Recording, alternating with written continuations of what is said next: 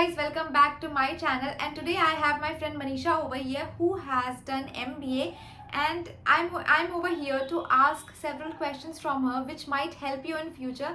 So Manisha, hi, welcome back to my channel. She has been in on my channel on two of my videos. So hi Manisha, so you have done MBA. Hi Swati. So you have done MBA. So from which university you have done your MBA? Alliance University, Bangalore. And what was your expertise? MBA in Finance. Okay, and where are you currently working? I'm working in PwC as a US Tax Associate. So your domain is tax in PwC, right? Yes. And how long has it been working in PwC? So it has been 1 year experience. Okay, and what is your area of responsibility? So my area of responsibility is to prepare US tax returns of high net worth individuals. So is it that you just prepare the returns? Isn't there anything else on your plate, like anything else that you have to So do? basically, my job is to prepare US tax returns based on whatever information we are getting. We work on various tools and softwares, and other than that, we also prepare various type of work papers using Excel and various tools. Other than that, we also have to download certain work papers and documents after the return has been finalized and filed for taxation. And why do you need those work papers? So those work papers have a record of certain transactions which might not go all in the tax return. Otherwise, the tax returns will become a bulky book. So we don't want to give that to the clients. So obviously, some of the information is always recorded on those work papers, and we summarize all that information and the tax returns, and that only becomes a return, and we send that to the client. Okay, so you file the return. Of course, you don't file it because she is a preparer. Mhm. So after filing the return, you download the acknowledgement and you send that to client, right? Yes, we send the filed return to the clients. And what about the work papers? Where do you need to submit those work papers? Who reviews it? Okay, so the work papers are just a record for the record, and it is reviewed by our seniors, and we just keep them in the folders, secured folders. Okay. So how did you get into PwC? Okay, so so PwC and many other companies, they come to the campus for recruiting freshers. So similarly, PwC came to my university for recruiting us, and we had to go through a few aptitude tests and a few rounds of interview before I got selected, and that's how my journey began with PwC in October 2022. We went through 3 months of training and many more months of training, which where we learned more about the organization and how the organization works and how the people in the organization works, and that's how slowly and steadily we got to know more about our work and how we will be doing. So you did 3 months of training. So what do they actually teach you in training? So as a fresher, in PwC, you can expect trainings which will help you understand the organization and its goals clearly. The way the organization functions, the way the people collaborate with each other, the people interact with each other, how to be a good professional, how to be good in communications, and how to be effective in your work, day-to-day work. So all this is basically you get a training on all those. I would say that these are the most essential trainings for any fresher in Big 4 like PwC. And how many rounds of interview did you had? 2 to 3. 2 to 3. To be precise, how many rounds? 3 rounds of interview. Like So- 3 rounds of test we had. So we had an aptitude test. We also had a English test. So and also at last, if we get selected in all those, we had a round of interview. Okay, so that was a one-to-one round of interview. That was a 1-to-1 round. Okay. So did you get selected in any other company? So as I say that many companies were coming in our university for recruiting us, but I would say most of the roles were for marketing and sales and other fields. I was mostly interested in the role that PwC was offering, which was US tax related, and it was core finance. So I was so much interested in that, and I only opted for this, and I got it. And can you speak about salary? Like, can you give a range? Um, okay, so a fresher can expect a range of 6 to 8 lakhs per annum. So, is it for all the companies or just the organization that you're working in right now? I only know about PwC, so I don't know. I have no idea about the other package. Although I would say that other big fours offer little more than what PwC is offering to the freshers. And what about other companies? How much do they offer? Like, if a person who is not selecting, like if an MBA candidate who's given interview is not choosing to go into Big 4 but any other company, then how much should they expect after doing MBA? Clearly, I do not have much idea about it. You can, but I can say that other big fours they do offer 1.5 lakh more than what PwC is offering to the freshers. Okay. Did you do you like your job? Uh, I like it. I like working in PwC. I like being an employee of PwC. I'm really proud of that, and I'm really thankful for PwC to come, that it came to university and it recruited us. Job wise, I would say I like my job because this is it's a US taxation work. I got to learn so much things about it. Sometimes I would say during the busy seasons, the work gets a little stressful, but I know in the back of my mind that it is temporary. It is going to last for 2 to 3 months only, and after that, the stress will, the workload will reduce, and I will not have so much stress then. So yeah, twice a year there are phase twice a year for 2 months or 2.5 months. It's a little stressful because the workload is more. Other than that, I like my job and I like working at PwC. Is the work pressure during the busy period is too much? I would say that apart from the normal working hours, yes, we do have to work for 12 hours or more, depending on how much workload we have. Because during that time, we are in a rush to complete the returns, complete everything. So yes, we do have to give in that much time. But other than that, we do get restful moments. So yeah, I would say that it's worth it. Yeah, we do get restful time, restful. Get enough holidays also. So I think it's all fine. Do you get Manageable. do you get weekends?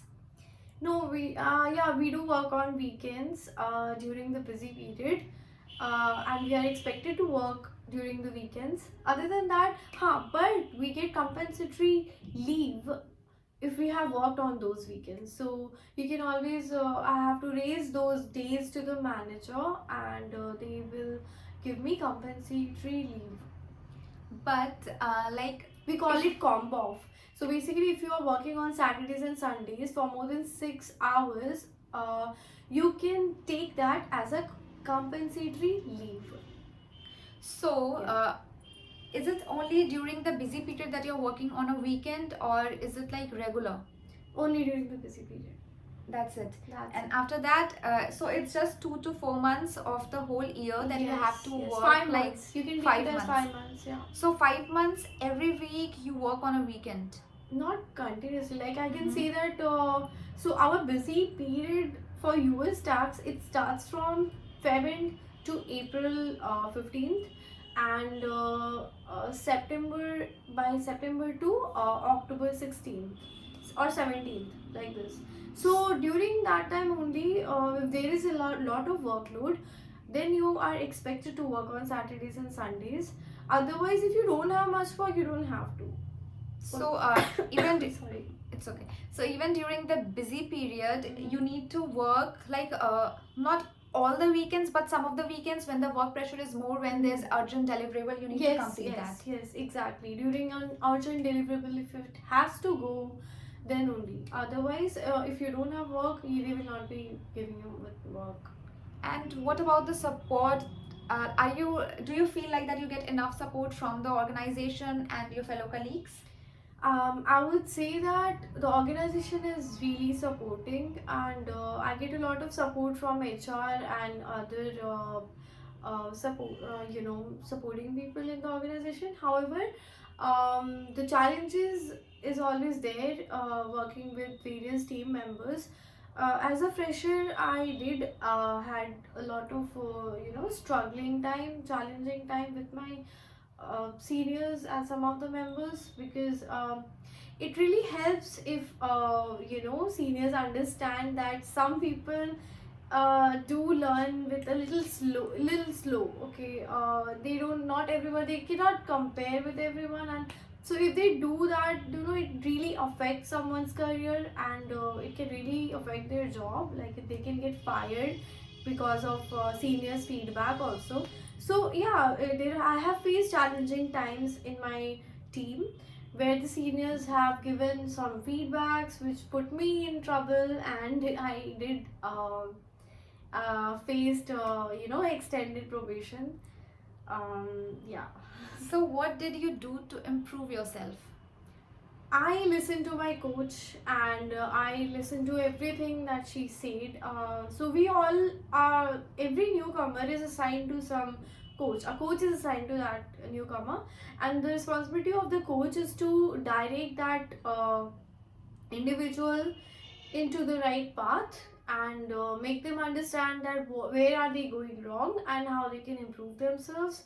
So yes, we always have to be in that zone, that we always have to keep improving ourselves. As long as you are ready to improve yourself, you are ready to improve, learn new things and learn new tools, and increase your efficiency, you will always be on the better side. Yeah. So have That's what you I learned. ever felt depressed, or you get that feeling that, oh, I want to leave this job?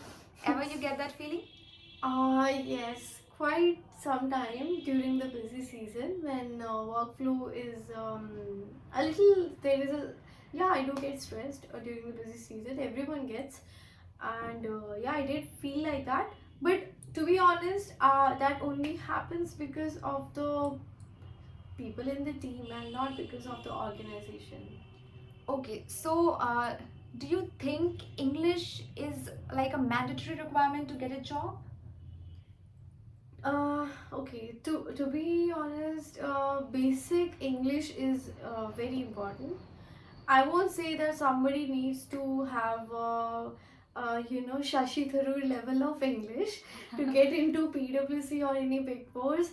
I would say that basic English knowledge is really important, because that helps in to you in communicating to clients and writing mails effectively. You should not write wrong emails. You should not write emails with grammar mistakes, grammar errors. So yeah, definitely basic English is very much required into getting good jobs. And what about the communication skill? If somebody who does not have good communication skill, then is there any hope for those candidates? Okay, so it's challenging for those candidates who do not have good communication skills. Although, see, I would say that if someone is good in academics, they will eventually be quite good enough in communications. And communication does not only means writing good letters or emails or writing. It also means how you are speaking to someone, how you are understanding that person, how good listener you are, how well you can listen, and how well you can respond to their questions.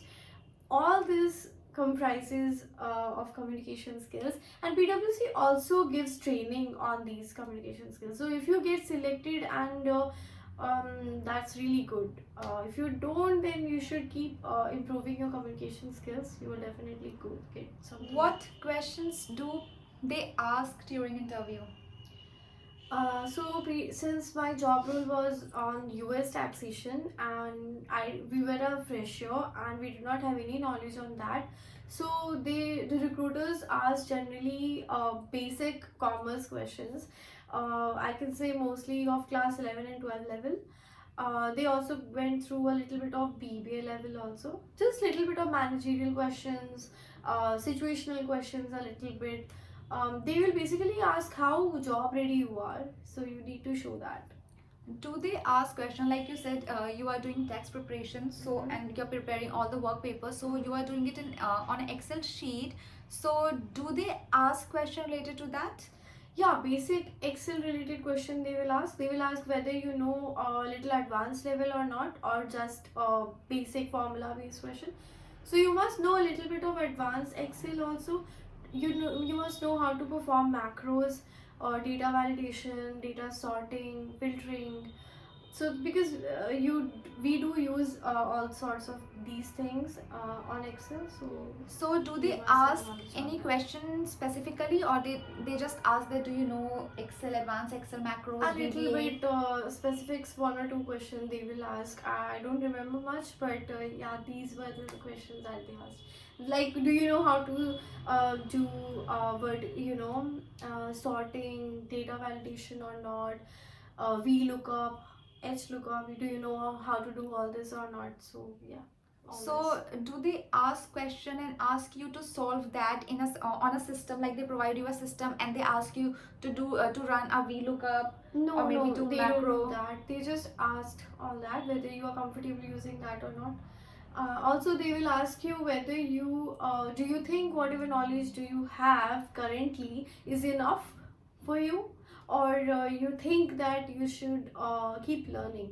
So your attitude basically should be, they actually the recruiter looks into you whether you have an attitude of learning further or not. Like, you should be open to learning, you should be open to various experiences, because learning is what makes you a professional, up to date professional. So Excel, Microsoft Word, these are a mandatory skill if you are going to do a job related to tax in a Big 4. That is a mandatory skill, right? Yes, yes. So do you need to learn that skill beforehand, like before interview? You need to know those skills. Yes, it will be an advantage if you know that from before. So do people need to go and pay for those skills and learn that, or will they be taught that in college itself? I think in a good college or university, you are taught all these basic skills. Okay. Anything else you want to share? Um, I would say that even if you are not taught all this, you must know that these are the basic job requirements in today's industry and time. You must know all these basic things, and someone can simply learn it online, because I think enough resources are available online. You don't have to pay for it all the time. And what if a person who has done his or her schooling from a Hindi medium, is there any hope for them? Can they, just catch up with all these, English medium people? So I would say that generally these big fours, I am looking at their pattern. They are generally, they recruit from MBA institutions, and also from institutions which a candidate has done master's level education, and I assume that every master's level institution is teaching candidates in English medium, so I don't think that there should be any problem with that. So if any person who has come from that sort of background, like who has been to a Hindi medium school and is going into a college where they are teaching in English, do they face any problem in learning things? I don't Like, think that. have you ever encountered any? Yes, so I would say that I during my BBA days I did have one or two. I guess one only. I had only one classmate who was from a Bengali medium, but she studied BBA with us, and I think she was really hardworking. And these candidates are really hardworking, because if they can get into good colleges like these where I have studied from, I think they can manage anything. Like with their hard work and with their determination, they can manage learning in English as well.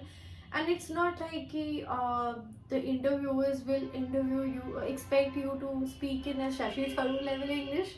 You just have to know basic English, and I think that is enough, because our work is does not require much speaking. We generally work on softwares and tools and techniques, and you generally need more technical knowledge than speaking knowledge. So there's not much problem will happen if So you- somebody is coming from a Hindi medium or a Bengali medium background. So you said that you are preparing return and filing it for the US clients. So don't you interact with the clients?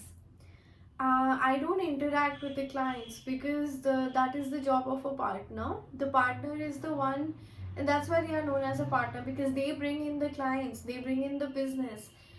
So they are the ones who are in direct communication with the clients. They get to know all the information of the clients. Although I do communicate with US teams who are also preparing, who are also reviewers. So I get to interact with those them, and not the client directly. So even with the US people, you need to speak in English. So that can be a problem for people. So there's the part where you have to work hard, because in a Big 4 offshore, you have offshore clients, you have out of India clients, even your engagement team is out of India. So you have to speak in English. You should have good listening skills and understanding skill as well, because I think there's a language problem. The accent is their problem, because I work for Australian clients, and even I'm from English medium, but at some point of time, for some of the people, I do find that there's a problem related to accent. But I think people offshore, like engagement team, they are very supportive, and if you ask them to slow down, they will definitely slow down. But you need to have a good listening skill and a good speaking skill as well. Exactly. I completely agree with what Janti has said. I think that when you are speaking with, so what happens? People have different accents. So if just honestly tell them that, can you please slow down? Can you please repeat? So this way they can repeat, and they also know that we Indians have different accent. We also do not speak in their accent. So they'll be happy to communicate with you. They'll be happy to explain you. I have worked with US teams, and yes, being from an English medium background does help to communicate with different people who have different accents, fast and effectively, because I can understand them without putting too much effort into what they are saying. So even if you're from a Hindi medium or any medium else, like if you're not from an English medium and any other medium, you can definitely get a job, and you can even speak good English. You just need to work a little bit hard. Yes, yeah. you have to focus on your communication skill, and it's not like that you have to speak a very advanced English. It's just basic yeah, English it's a that basic you need, English yeah. that you need to speak. You need to communicate yourself, so that the people that you are talking with, you're interacting with, are able to understand you. Plus you need to have a good listening skill, because there are many times people they just interrupt in between. So you have to just sit down there and listen to them.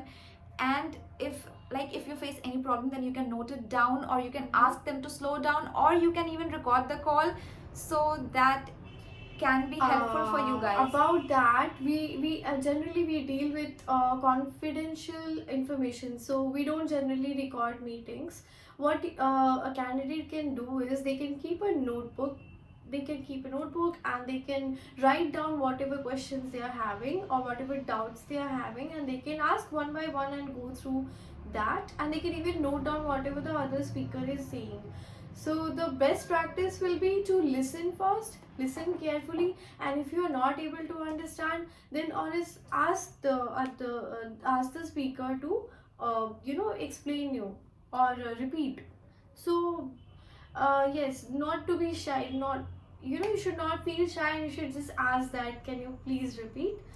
And So I think that's good. yeah, so maybe I think that's like a different case for US clients, maybe, because when I used to work for Canadian clients, then over there, if we don't understand the accent, or if we might forget some things, then we were allowed to record the meetings for our purpose, of course, because it's not just that meeting is confidential, even the supports that you are getting from the client and your engagement team, that are confidential too.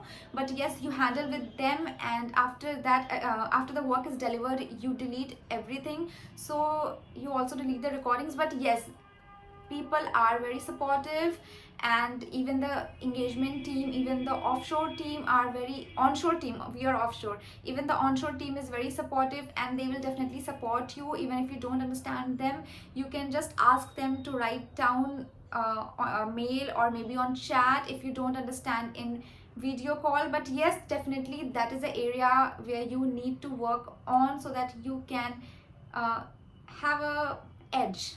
Yes, you can have a edge, competitive edge, and you can go beyond and above. Anything else? I think that is more than enough. I think that is more than enough, and 26 minutes is already done, guys. So I think I have asked all the questions that were there in my mind. This was a very, very, very casual one. I did not prepare anything. We did not prepare anything. I don't have the questions. It's just whatever came into my mind. I kept on asking her, and she just responded to that. And I hope you have got some of the answers, and I hope आपको ये video let me get back to English. I hope you liked this video, and if you liked it, then hit that like button, subscribe to my channel, and share this video with your friends and family. And yes, I'll provide them your Instagram ID if you're comfortable. Sure, sure. So if you are doing MBA, or if you want to pursue MBA, and if you have any questions, then maybe you can reach out to her directly, or maybe you can write down your comment in the comments. Yeah, you can write down your comments in the comment box. And if you want another video, like if you have more questions, then you can definitely put down in the comment box, and maybe I can make another video and I'll cover all the questions with her, of course. So I'll see you in my next video, and till then, bye bye, take care.